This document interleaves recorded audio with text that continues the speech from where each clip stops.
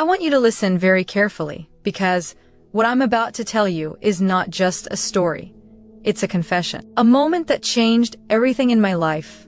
My marriage, my values, my identity. A moment that still lives in my mind, like a shadow that refuses to leave. It started with a silence, not the soft, peaceful kind, but the kind that breathes on your neck, that exposes every secret you've buried deep inside. The kind of silence that makes you realize you're about to cross a line you can't come back from. Because sometimes betrayal doesn't begin with a kiss. It begins with attention, with gentle words, with someone seeing you in ways your partner stopped seeing you a long time ago. That's what happened to me. I didn't plan it. I didn't wake up thinking I would destroy everything I had built. But desire doesn't knock. It just enters, uninvited, and fills the room with heat you pretend you don't feel. And the truth, I didn't resist it. Not really. It happened on a night when the house felt too big, too empty, and I felt too lonely for a woman who was happily married. David was never supposed to become a craving. He was just a friend. A presence, a pair of eyes that noticed the details my husband forgot years ago. My tone, my silence, my mood, my body language. He paid attention. And attention is more dangerous than touch, because touch affects the body but attention affects the heart. That night, I remember the way the moonlight fell through the curtains, painting silver across the floor. I remember the way my breath trembled when I heard his footsteps. I remember telling myself, just breathe.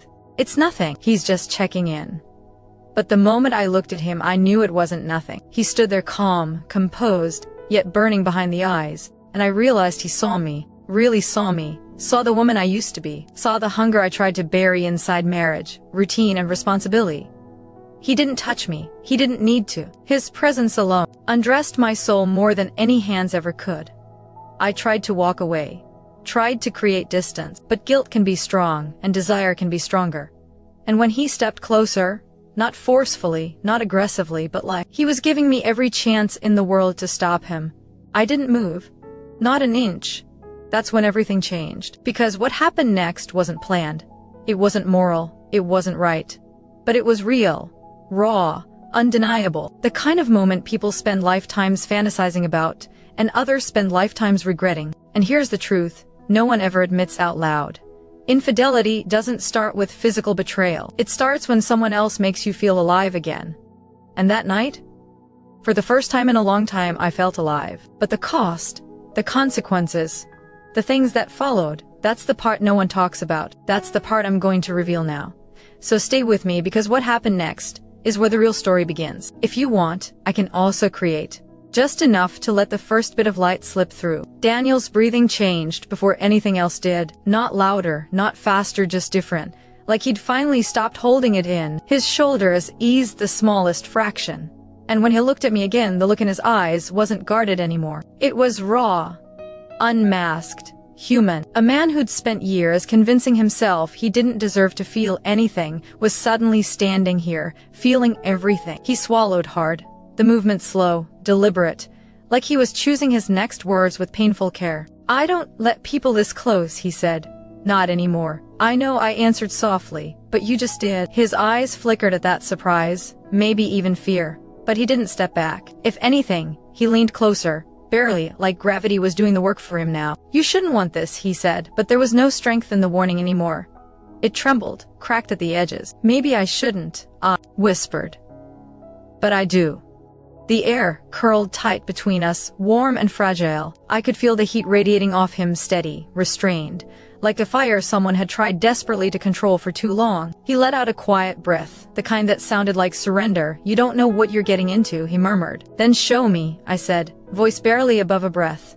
The words hit him like a shock. His jaw flexed, his hands curled against the edge of the counter, as if stopping himself from reaching for me required actual strength. His silence was louder than anything he could have said.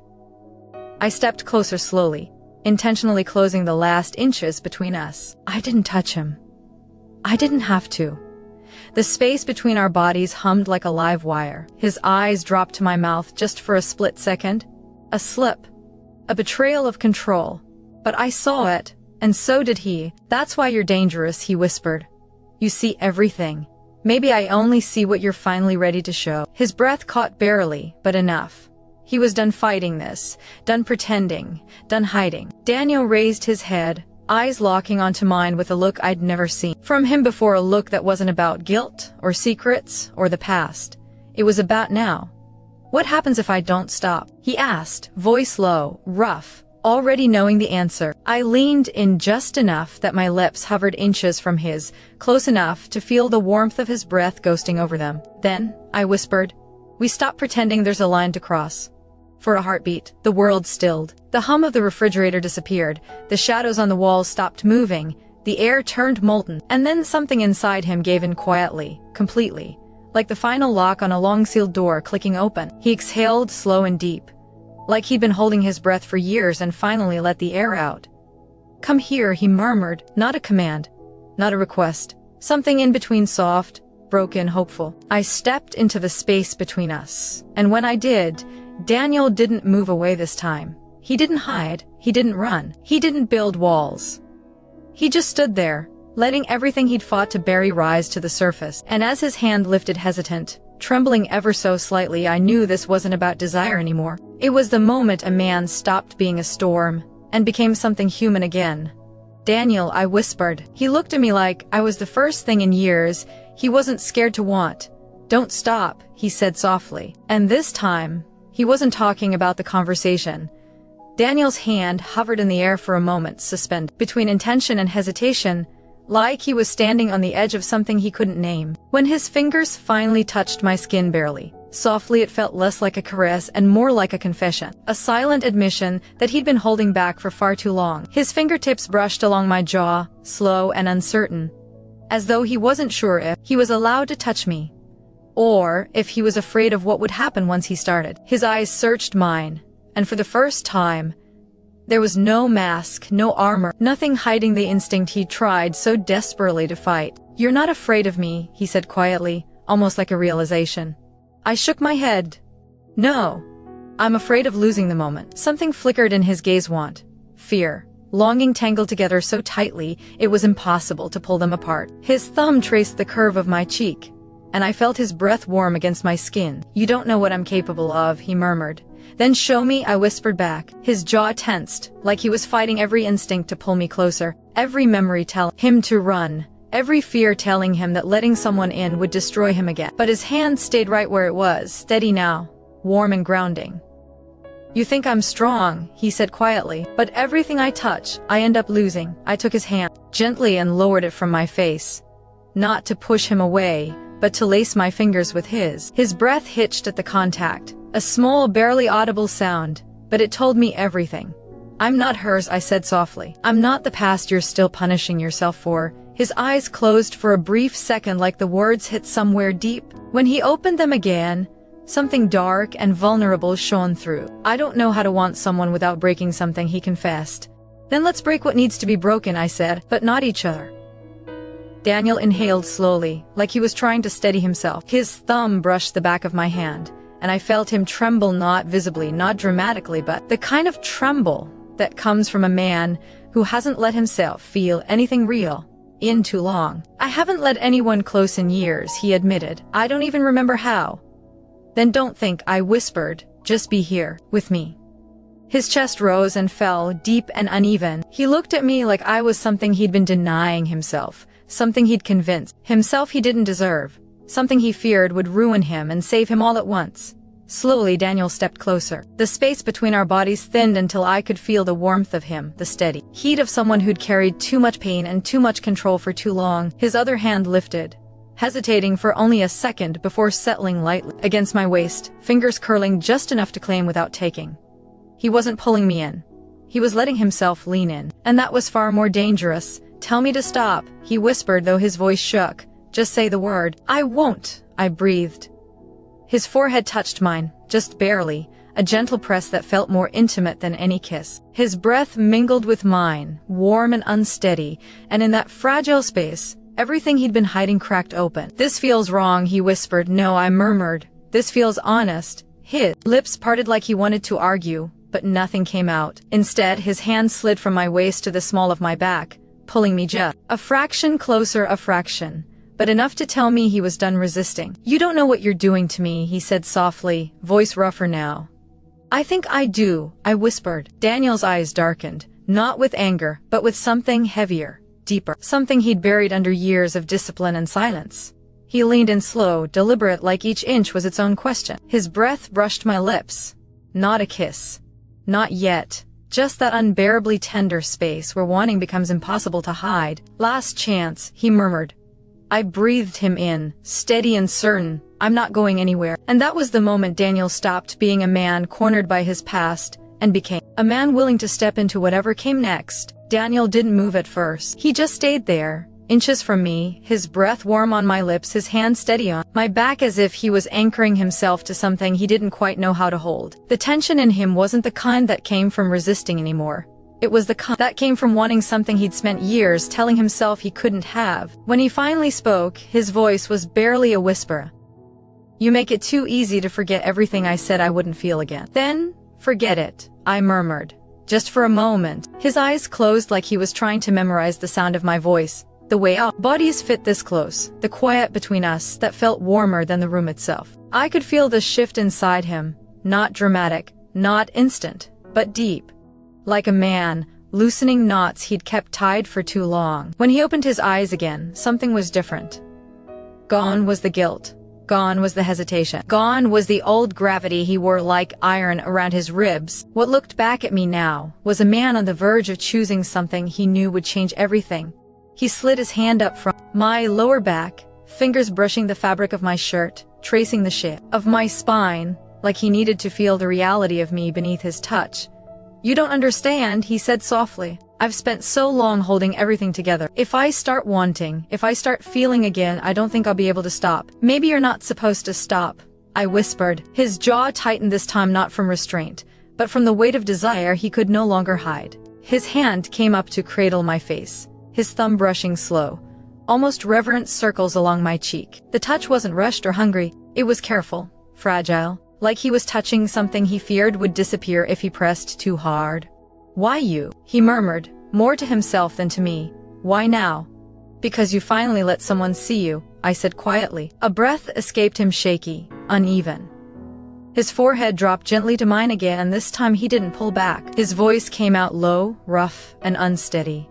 You're going to undo me, I exhaled softly. Maybe you need to be undone. He didn't answer, but something in him broke open at those words. Not a violent crack, just a quiet shift, like a lock sliding out of place. I felt his hands settle on my hips, firm but not forceful, grounding me, as if he needed the contact as much as the air in his lungs. He leaned in closer, closer, until his lips brushed the corner of my mouth, so lightly it felt like a ghost of a touch. Not a kiss, not yet. Just the promise of one. A warning. A question. A surrender. I felt his breath tremble against my skin. You don't know what you're inviting, he whispered. Yes, I breathed. I do. His fingers tightened subtly at my hips. Not possessive, not controlling. Just letting go of the last piece of hesitation he'd been holding. You're sure? He asked, voice barely audible, as if he needed to hear it again to believe it. I lifted my chin just slightly, closing the last fraction of space between us. Daniel, I whispered. I've never been more sure of anything. For the first time, a quiet, almost broken sound escaped his throat, half relief, half surrender. Then he finally stopped fighting himself. He tilted his head, slow and deliberate, the heat of his breath spilling across my mouth, and in that suspended second before anything touched, before anything broke open, I felt every wall he'd built crumble around us. When he finally spoke, his voice was no longer a warning. It was a vow. Then come with me, he said, low and certain, because once I start, I don't let go. And this time, neither did I. Daniel didn't pull me into anything reckless or frantic. He didn't crush his mouth to mine or grab me with the kind of hunger that turns moments into mistakes. What he did instead was far more dangerous. He took a slow step back, not away from me, but toward the hallway, and he kept his eyes locked on mine the entire time. It wasn't retreat. It was invitation. A quiet, deliberate way of saying, if you're coming with me, come because you choose this. Not because I pulled you. His hand lifted slightly, palm open, not demanding, not claiming, just waiting. I followed him, not because of impulse, not because of heat, but because the look in his eyes was the clearest truth he'd ever given me. When my fingers slid into his breath hitched, not from desire, but from something far rarer in him. Trust. He closed his hand around mine and exhaled slowly, like that single point of contact meant more than he wanted to admit. The tension in his shoulders softened just a fraction. "This is new for me," he said quietly as we walked, letting someone walk toward me instead of away. "Then don't overthink it," I whispered. "I'm not overthinking," he said, voice low. "I'm afraid of getting it wrong." We reached the end of the hallway, and he stopped. The light from his room cast a soft glow across the floor, and he stood there in the doorway, half in shadow, half in warmth, like a man deciding which part of himself he was ready to be. "You don't owe me perfect," I said softly. "I just want you honest." He swallowed hard, and his thumb brushed over my knuckles, slow, hesitant, almost reverent. "Honest," he repeated. "You want honesty?" "Yes." He stepped slightly closer, close enough that I could feel the quiet strength in the way he breathed, the weight of everything unspoken sitting between us like another person. "Then here it is," he said. His voice was steady, but his eyes weren't. They were full, conflicted, raw. "I haven't let someone hold my heart in years, and I'm terrified you'll see how damaged it is." My chest tightened. Not from fear. From understanding. "Daniel," I said gently, lifting my free hand to rest against his chest, not pulling him in, just giving him a place to breathe. "It's not damage. It's history. And I'm not here to break what's left." His eyes softened, not with lust, but with something deeper. Something that looked a lot like surrender. He tilted his forehead toward mine again, resting it there. The smallest touch, intimate in the way honesty always is. "You have no idea how much I want to believe that," he whispered. "Then let me show you," I said. He let out a slow breath, the kind that sounded like a man releasing years of tension. "I don't want a moment," he said. "I don't want something that disappears in the morning. If you step into this with me, it can't be half-hearted. Not for what I feel. Not for what I could feel. I'm not here for half of you," I said. "I'm here for the part you've been hiding." Daniel's eyes closed, like the words hit him somewhere he'd never let anyone reach. When he opened them again, there was no hesitation left. He squeezed my hand gently, not possessive, not urgent, just sure. "Then stay," he murmured. "But not because of my secret. Stay because of me." And when I stepped fully across the threshold of his room, he didn't pull me in, he simply let the door close behind us, slow and quiet, like a man finally ready to stop running from himself.